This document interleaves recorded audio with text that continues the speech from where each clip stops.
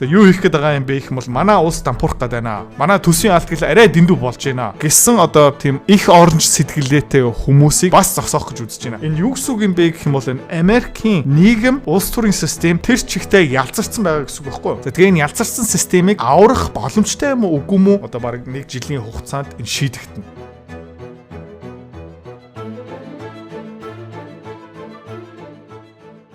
Нисэлэдэ таамаг. Европ, Америкт ард иргэдийн бослого, иргэдийн дайн, эдийн засгийн дампуурал болох юм уу үгүй мүү ирэх 1 жилийн хугацаанд шийдэгдэнэ. Юунаас бол шийдэгдэх юм бэ гэх юм бол Дональд Трамп амжилтнаа хүрч чадах юм уу үгүй мүү? За Дональд Трамп яагаад сонгогдсон бэ гэх юм бол ард иргэдэд Дональд Трампд тодорхой мандат өгсөн. Хууль бус иргэншил, тэ? Хууль бусаар хилээр нэвтэрч байгаа хүмүүсийг хөөгөө гаргая. Гэмт хэргийг буулгая. Шудар бус судалгааныг болиулъя. Тэ? Ажлын байруудыг бий болгоё. Тэгээд Америк улсын төсвийн алдагдлыг хязгаарлая, эсвэл болиё. Америк дампуурах ёсгүй. За. Тэгээд чадах юм уу үгүй мүү ганцхан жил яагаад тэгж байгаа юм бэ гэх юм бол ойролцоо 1 жилийн дараа Америк дахиад нэг сонгуул болно. Юуны сонгуул юм бэ гэх юм бол их хурлын сонгуул. Тэгээ House of Representatives, Senate-ийн сонгуул болно. Тэр хүртэл Дональд Трамп юу амжуулах ёстой юм бэ гэх юм бол амлалтуудаа биелүүлэх ёстой. Чадахгүй юм бол их хурл буцаага демократ болоод ирэх юм бол сүүлийн 2 жил, за 2027, 2028 онд Дональд Трамп ямар ч хуулийн төсөл хэрэгжүүлж чадхааргүй болно. За. Тэгээд чадах юм уугүй мó эргэлзээд байна л та би. Олон улсын шинжээч нар бас тэгж байна. За энэ график дээр та юу харж байгаа юм бэ гэх юм бол Обамагийн засгийн газрын үед, Дональд Трампын засгийн газрын үед хэдэн тийм ээ хүмүүс Америкаас хөөгдөж гарсан бэ? Deportations, хууль бусаар байгаа хүмүүс хэдийн хэмжээгээр хөөгдсөн бэ? За та ингэ харж байгаа юм бол Обамагийн үед 400,000, 400,000, 400,000, 300,000 тий. Саяас дээш хууль бусаар Америкт нэвтэрсэн хүмүүсийг хөөгөө гаргасан байна. Дональд Трампаас яг адилхан 300,000, 300,000, 300,000, за тэгээ 200,000. За тэгээд сонирхолтой юм Джо Байдены засгийн газрын үеэр энэ тоо навс унсан. Хэрнээ хууль бусаар Америк руу нэвтэрч байгаа хүмүүсийн тоо тесэрсэн. Окей. Ягаад Дональд Трампын үеэр тийм цөөхөн хүмүүс хөөгдсөн бэ гэвэл арай цөөхөн хүмүүс хууль бусаар нэвтэрсэн байхгүй юу? За Джо Байдены үеэр тесэрсэн. Таад миний контентыг үзчихсэн бол тэрийг сайн мэдчихэж байгаа. За тэгэд цаанаа нэг зохион байгуулалттай юм байгаа юм байна. Яагаад ийм олон хүмүүсийг Америк руу орлоод ирээд байгаа юм бэ? Одоо Монголда би энийг бас харьцуулсан шүү дээ. Манай Монголын эрх баригч, их хурл, ерөнхий сайд, тий? Ерөнхийлөгч төсөөл үзчих Казахстанаас, Оросоос, Хятадаас баахан хууль бусаар хүмүүсийг оруулж ирлээ. Тэгээд хууль бусаар орж ийна гэдэг чинь Монголын визний шаардлагыг хангахгүй байна, хөдөлмөрлөж чадахгүй, гэмт хэрэгтэн гих мэт шүү хүмүүсийг яагаад орлоод ирээд байгаа юм бэ? За тэгээ бас эмэгтэй эрэгтэйгийн харьцаа эрүүл байхгүй, бараг дан эрэгтэйчүүд орж ирсэн. Тэгээд дандаа залуу эрэгтэй хүмүүс. Тэгээ энэ бас юу юм бэ гэх юм бол Мексик улс бусад орнуудаас ямар олон хүмүүс нь орж ирж байгаа юм бэ гэж үзүүлсэн байгаа. Тэгээ Дональд Трампын хамгийн том амлалт нь юу байсан бэ гэх юм бол энэ хууль бусаар нэвтэрч байгаа юмыг зогсооноо, хууль бусаар орж ирсэн хүмүүсийг би хөөгөө гаргана. За нэгдүгээрт хил дээр байгаа тэгээ бүрэн эрх мэдэл Дональд Трамп дээр байгаа. Тийм учраас энд юу харагдаж байна гэх юм бол өдрийн дундаж хууль бусаар хил дээр баригдсан хүмүүсийн тоо Джо Байдены үеэр харьцуулах юм бол Дональд Трампын үеийг харьцуулах юм бол навс унтсан байгаа. За оргил цэгтэр 21-22 онд өдөрт бараг 6,000 хууль бусаар хүмүүс нь баригдчихсэн бол тэр одоо 360 руу буурсан байна. Окей. Навс унтсан байгаа. Тэгээд амлалтын нөгөө талд нь юу байгаа юм бэ гэх юм бол би энэ хууль бусаар орж ирсэн хүмүүсийг хөөж гаргана. За жишээлбэл тэг энэ хүн байна. Энэ ямар хүн юм бэ гэвэл заяа 2 удаа шүүх хуралд суугаад 2 удаа Америкаас яваарай гэсэн тушаал авсан байгаа. За нэмээд MS-13 гэсэн тий гэмт хэргийн бүлгийн гишүүн. Бүр гар дээрээ MS-13-гийн шивэстэй. За өөр юу исэн бэ гэх юм бол хүний 8 дээр ял авцсан байгаа.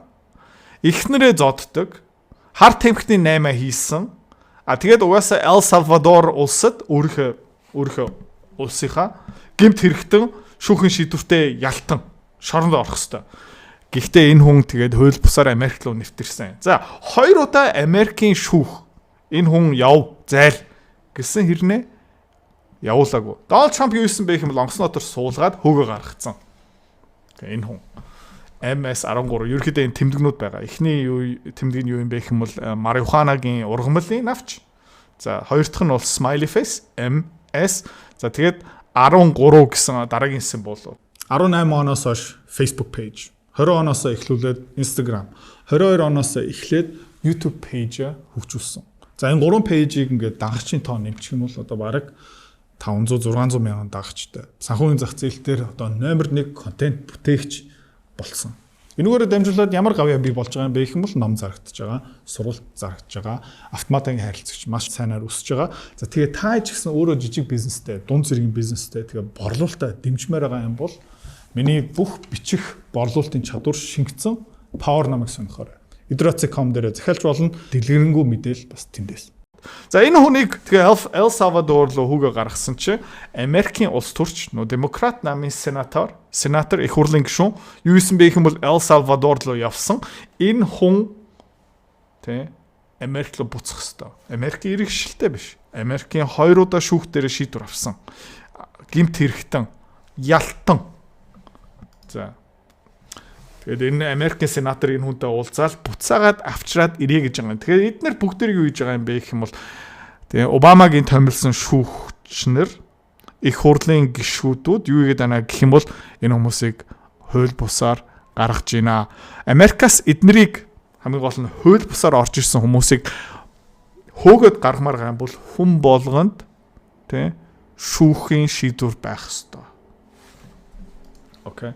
За Bill Clinton 12.3 сая хүмүүсийг хүүгээ гаргасан. Нэг ч удаа тий шүүхийн системээс маргаан гараагүй. Хэн ч энэ үнийг зогсоогүй. George W. Bush 10 сая хүмүүсийг хүүгээ гаргасан. Obama 5.3 сая хүмүүсийг хүүгээ гаргасан. Donald Trump анхны 100 мянган хүмүүсээ гаргахсны дараа 30 удаа дүүргийн шүүх. Окей. Бүр мужийн шүүх биш, дүүргийн шүүх Washington DC тий Donald Trump-ыг эргэн тойрон зогсоож байгаа. За тэгээд ер нь юу болж байгаа юм бэ гэх юм бол Elon Musk-ийн Doge одоо нөгөө засгийн газрын тий мөнгө идж байгаа. Тэгээ төсвийн алдагдлыг нэмэгдүүлж байгаа. Төрийн бус байгууллагуудыг санхүүжүүлж байгаа. USAID мөнгө угаалтыг зогсоох арга хэмжээнд дээрээ баахан шүүх хурал одоо болж байгаа. Donald Trump хууль бусаар Америк руу орж ирсэн хүмүүсийг хүүгээ гаргахтаа шүүх хурал хаасаагүй болж байгаа. Тэгээ эргэн тойрон Donald Trump тэгээ сонгогдсныхаа дараа сонгуулийн амлалтаа мөрийн хөтөлбөр тий бодит болох алхам тутамдаа энэ демократууд юу гэдэг нэг хэмэл шавар хагаад байгаа. За. Тэгээд эдгээр юу шаардж байгаа юм бэ гэвэл хууль бусаар орсон хүн хуулийн тий юу байх хэвээр процесс байх хэвээр. Donald Trump юу хэлж байгаа юм бэ? Төсөөлөө үзчих заяа. Нэг хятад иргэн хууль бусаар Монгол руу орж ирж байна. За бид нар юу хийх юм бэ гэх юм бол зүгээр зайл гэж хэлнэ үү. Зүгээр автобуснууд суулгаад замын үүд дээр тэгээд ирээн дээр хайчихна. Тийм үстэй. Хинч тэрэн дээр маргахдаггүй. За тэгээд Монголын Сүхбаатар дүүрэгт нэг шүүх гарч ирээд энэ хууль бусаар Монгол руу нэвтэрсэн хятад улсын иргэн тэ өмгөөлөгчтэй байх ёстой. Хууль бусаар ингээ хөөж гаргаж болохгүй. Хууль бусаар орж ирсэн хүнийг хууль бусаар гаргаж болохгүй гэсэн тийм шүүх хурал болоод ирэх юм бол монголчууд бид нар яах юм бэ гэх юм бол тэр шүүгчийг амьдаар нь хэргэн үсттэй. За Америкчууд одоо тийм шатнд хүрсэн байгаа. За нэмээд бүр хувийн хөвшлээсээ өөрийнхөө компанийнхаа амжилтаа золиослоод одоо тэр бомбтнууд амжилттай хүмүүс нь юу хийж ийна гэх юм бол засгийн газар руу ороод улс төрчөөд тэгээ юу хийх гээд байгаа юм бэ гэх юм бол манай улс дампуурах гээд байна. Манай төсвийн алдагдлал арай дэндүү болж байна гэсэн одоо тийм их оронч сэтгэлээтэй хүмүүсийг бас зогсоох гэж үзэж байна. Энэ юу гэсэн үг юм бэ гэх юм бол энэ Америкийн нийгэм улс төрийн систем тэр чигтээ ялцарсан байгаа гэсэн үг байхгүй юу? За тэгээ энэ ялцарсан системийг аврах боломжтой юм уу үгүй юм уу? Одоо баг 1 жилийн хугацаанд энэ шийдэгдэнэ. Ингээд Elon Musk бас өөрөө ярьсан. Frankly, I can't believe I'm here doing this. It's kind of bizarre. Би юу хийж байгаа ингээ өөрөө итгэж чадахгүй амар сонирн байна. Тэ? Tesla, SpaceX гэх мэт шин компаниуд өдөрч байгаа хэрнээ одоо тэ Дональд Трамптай хамтраад улс төрчтэй хамтраад Америк улсын төсвийг төсвийн алдгалыг аврахж байгаа. We've got this enormous federal budget deficit. It's a $2 trillion deficit. It keeps growing. The real wake-up call for me was looking at seeing that the жилийн 2 их $80 алдгалтай. За 2 их $80 төрөглөө ингэж хөргүүлж үзэх үү. За энэ $2000 $2 сая $2 тэрбум $2 их $80. За 3600. Ямар тоо гарч ийн. За сая 100 сая тэрбум их найд. Эний дараа ямар тоо байдгийг би бөө мэд заяа. Жилийн 7200 их найд төгрөгийн төсвийн алдгалтай. Тэгээ өсөөр явж байгаа. За удахгүй 3, тэгээ дараа нь 4, тэгээ дараа нь 5, тэгээ 10, тэгээ Америк байхгүй болчихно. За яа. Энийг зогсоохж байгаа хүнийг хүмүүс шүмжлээд байна. Хүмүүс алах гэж үзнэ. Тэгээ би энэ хамгаалт байхгүй байсан бол тий. interest payments on national debt exceeded the Defense Department budget. And за тэгээ манай улс, манай Америк тий баталгаа хамгаалтын төсвөөс давцсан жил болон хүүгийн зардалтай. Арт иргэдийн төлж байгаа татвар та төсөөлөө үзчих заяа. Та нар одоо жил сар болгон хүн амын орлогын татвар төлж байгаа шүү дээ 10%. Тэ? Одоо жишээлбэл сарын 5 сая төгрөгийн цалинтай хүн хэдийг явуулж байгаа юм бэ гэвэл тийм ээ 500 мянган төгрөг ингээд улстай ингээд шилжүүлж байгаа. За тэгсэн чи та хэдийн 500 мянган төгрөг ингээд татвар төлж байгаа мөнгөнийхэн бараг 100-150 мянган төгрөг зүгээр хүүндээ явж ивэл юу гэж бодож байна. Замын засварын ажил ерөөсөй байхгүй, метро байхгүй, боловсрал, эрүүл мэнд юуч байхгүй зүгээр хүүндээ явж байгаа. За тэгээ тэр хүү ханаас гарч байгаа юм бэ гэх юм бол засгийн газар та хэдийн өмнө тушаасан мөнгийг тултал нь идээд заяа. Гэхдээ тэр нь хангалтгүй. Ирээдүйн татварын та тушааж байгаа татварын орлого дээрээ нэмж зээл аваад заяа. Яг гэх юм бол дэлхийн хамгийн том эдийн засаг, дэлхийн хамгийн их татварын орлоготой улсын тэр татварын орлого нь хангалтгүй болохоор яг гэх юм бол тэр улс төрчид хязгааргүй тултал нь идээд байгаа болохоор ийм их үр цугларсан байгаа. Ийм өндөр хүүгийн төлбөртэй. Энэ тогтворгүй байдлыг засгаад байгаа хүнийг эсэргүүцэж байгаа. Энэ тогтворгүй байдлыг засгаж байгаа засгийн газрыг зарим Америкчууд эсэргүүцэж байгаа. it was only growing over time, which meant if we didn't do something about this, then there won't be any money for anything. Тэгээд Америкийн төсвийн дотор Medicaid тий одоо эрүүл мэндийн даатгал гэсэн юм байгаа. Social Security нийгмийн даатгал гэсэн хоёр тий мөр хамгийн их зарлагаас нь бүрдүүлж байгаа. Тэгээ номер 3 юу юм бэ гэх юм бол батлан хамгаалалт. За тэрнээсээ том болцсон байгаа. За 4-5 жилийн дараа нийгмийн даатгалын эрүүл мэндийн даатгалын төлбөрөөс илүү их хүүгийн төлбөр гарч байгаа гэсэн. Тэгээ тесрээ явчихна. Тэгээ эзэн цаг Венесуэла, Зимбабве эсвэл 1990-ад оны ихээр Монгол улс болох байхгүй юу? Энийг зогсоохж байгаа.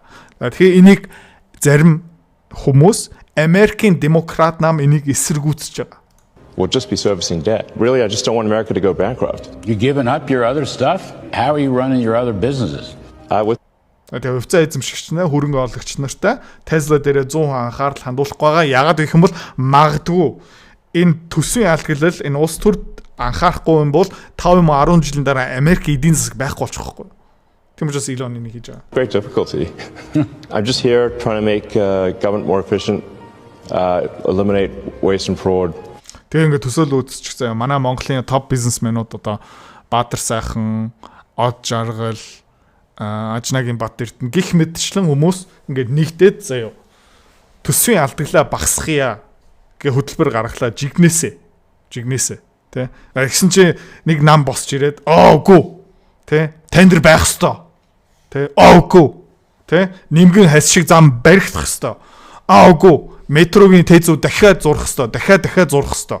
Үгүй. Цахилгаан эрчим хүчээ Оросоос авах ёстой. Хэддээс авах ёстой. Оогүй. Тэ. Зэсийн тэр Эрдэнтийн аудит хэрэггүй.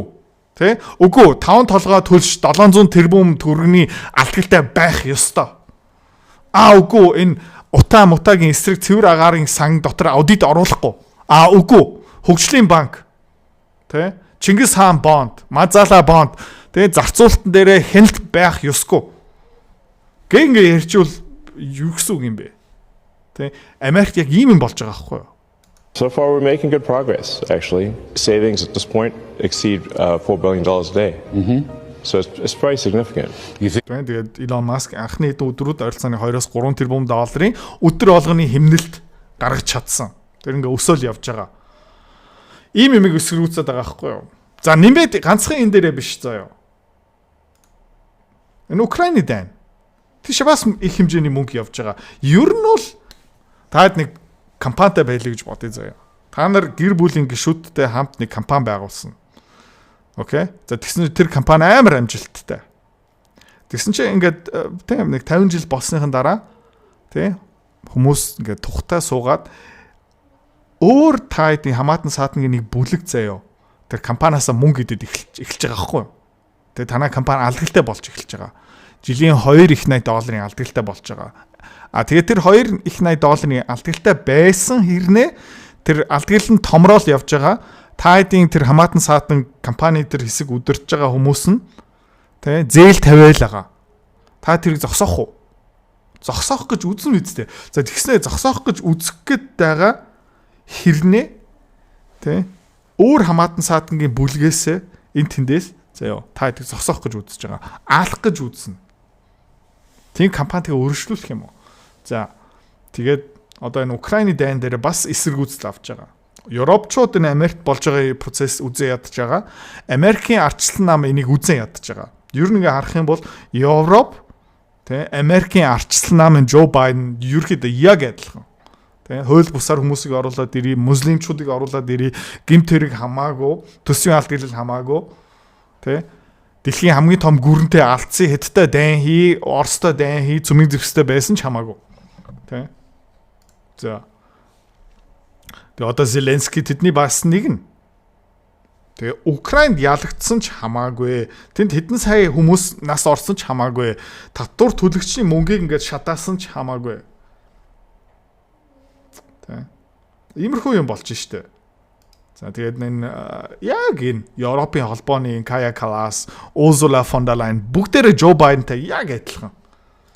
За тэгээд 2026 онд тий удахгүй эх жилийн 11 сард сонгуул болно. Америкийн House of Representatives, Senate дотор. За тэгээд энэ дээрээ Donald Trump ялагдчих юм бол 2026 оны сүүлийн хэсэгт 2027-2028 онд Donald Trump юу ч хийж чадахгүй. Окей. За тэгээд буцаага демократ нам ялна. Буцаага гарч ирэх магадaltaй. Тэгээд биш үү демократчууд юу их юм бэ гэх юм бол Elon Musk-ыг шоронд хийх гэж оролдоно.